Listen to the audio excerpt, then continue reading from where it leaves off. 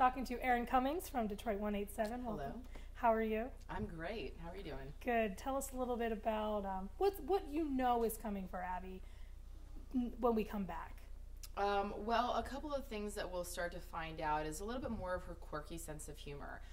There's a reason all of her patients are dead, and it's because she doesn't exactly have a very gentle bedside manner.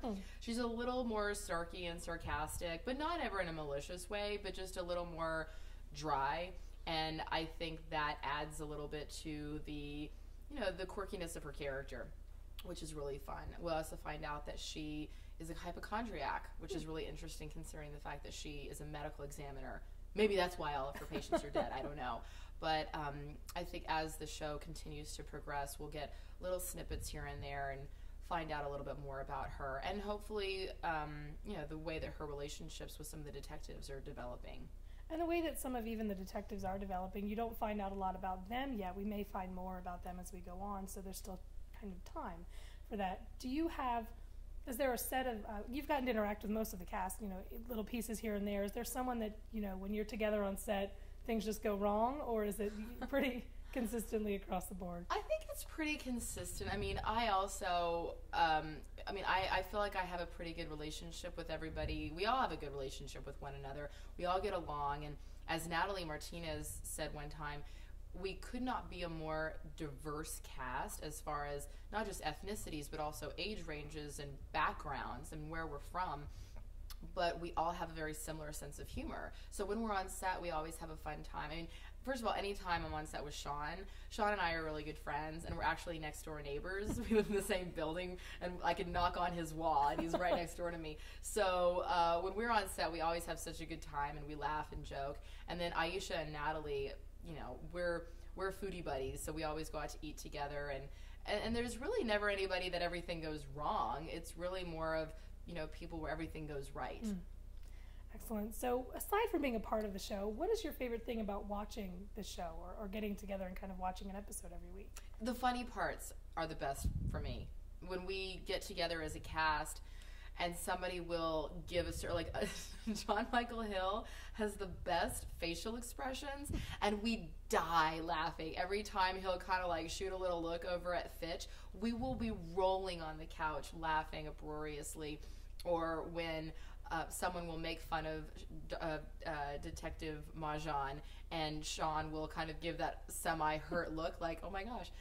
It's just a lot of the, knowing each other as people and knowing what we naturally do anyway as an individual personality, and then seeing it portrayed in the character is always really enjoyable.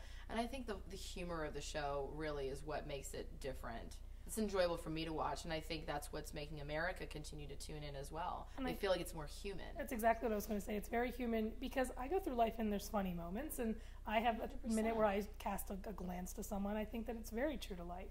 I think that just because you're talking about murder, I mean, that's the thing is, my mom is was an emergency room nurse, and there would be funny things that would happen. And yes, there are people coming in and they're having the worst day of their life sometimes, but still something funny will happen in that moment. And because she was doing it every day, it's not like she's going through that great emotion. She's just doing her job.